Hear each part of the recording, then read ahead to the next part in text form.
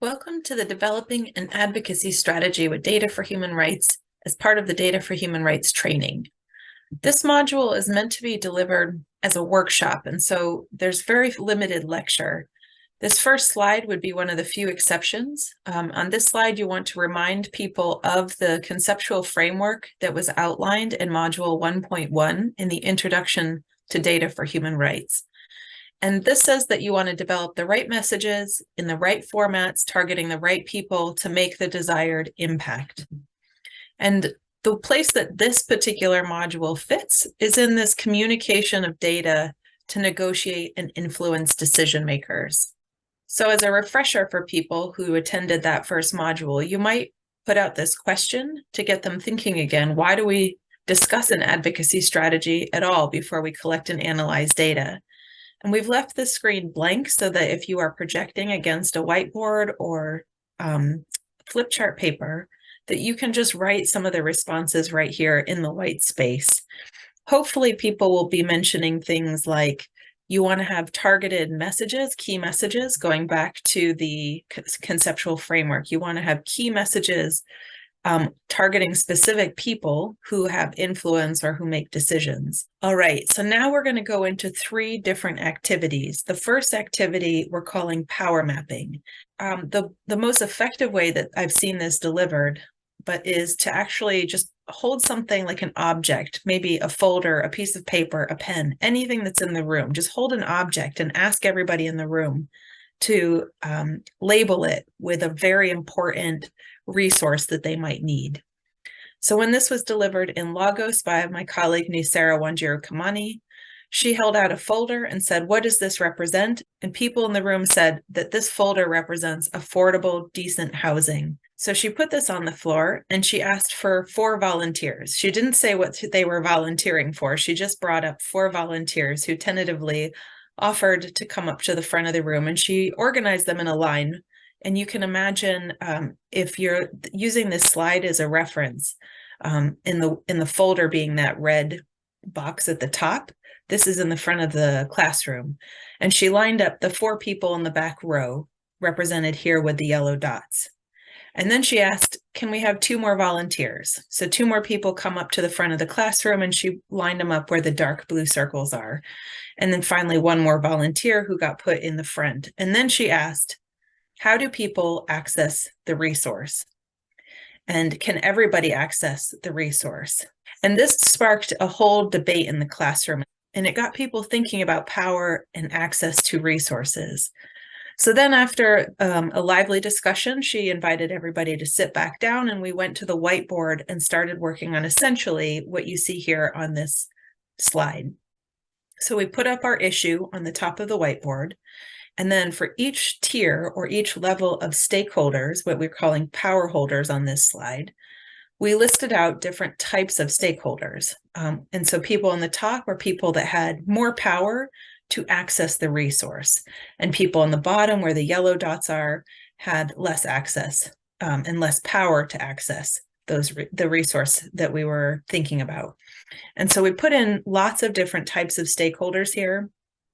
Easily 20 different stakeholders ended up on the whiteboard. So this is the kind of conversation that you'll want to facilitate. And just to remind you, let the resource, the red box, the object that you're using to represent resources, let that be anything that people in the room care about, because this will be very different from one community to the next. Once the room has figured out who the power holders are around the topic of interest, the next thing we're going to do is guide them through an influence mapping activity. And for this, we want to fill in some of these blank boxes. Again, you can do this by projecting the slide onto a whiteboard or flip chart paper.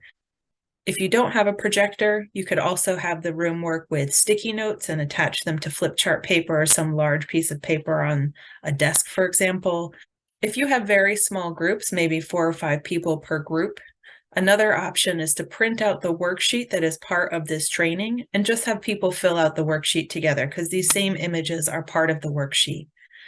The instruction here is to write out the stakeholders that they've just identified in the previous activity, for example, city mayor or journalist or community member, and have them plot them into these boxes.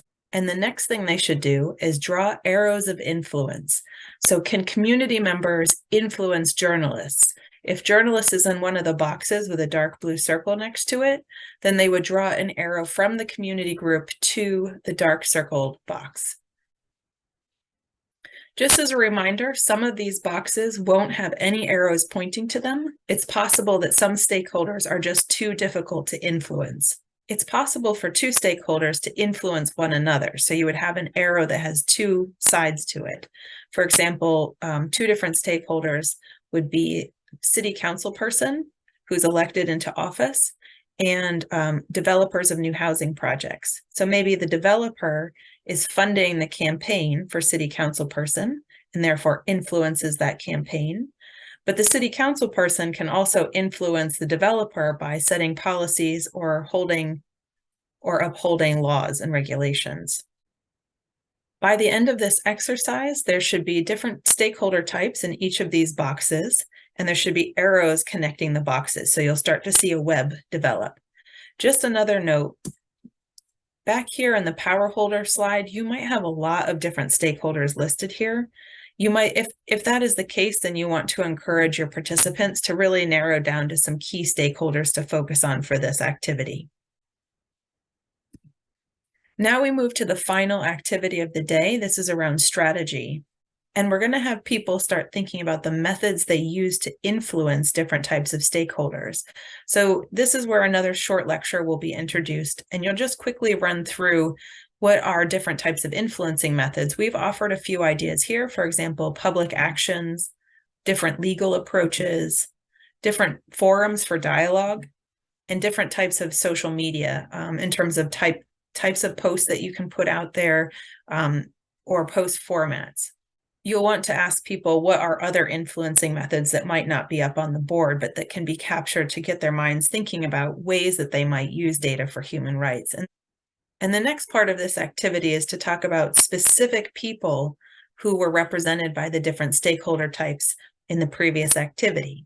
So you want to name names here. You want to put the name of Joe or Jane so-and-so who works at a particular organization. You might not know who this specific individual is, but be as specific as possible. So name organizations or companies or departments in government if you don't know specific people who hold positions in those institutions. And then you want to start thinking about which influence methods might be used to influence that particular person. So for each stakeholder previously identified, write a specific person or organization in the box next to a circle.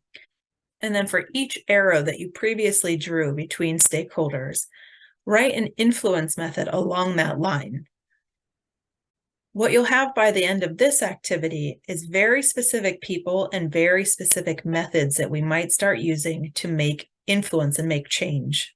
The last part of this activity is to really refine your strategy and almost give you a to-do list. We're going to take all of the information from this previous web of connections and start putting it into a table. So you're going to put down the specific people, the influence methods that were identified.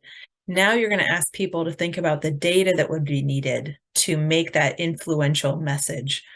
So for example, going back to these messages, if you are going to be doing a social media post that praises somebody in a position of power, what kind of data would you need to make that praise? Or going to a public action, if you're going to do some picketing, what kind of data or information would you want to put on the signs at that picket? If you're going to do a creative event like a flash mob, what's some takeaway messages that you want the public to see when you do that creative event?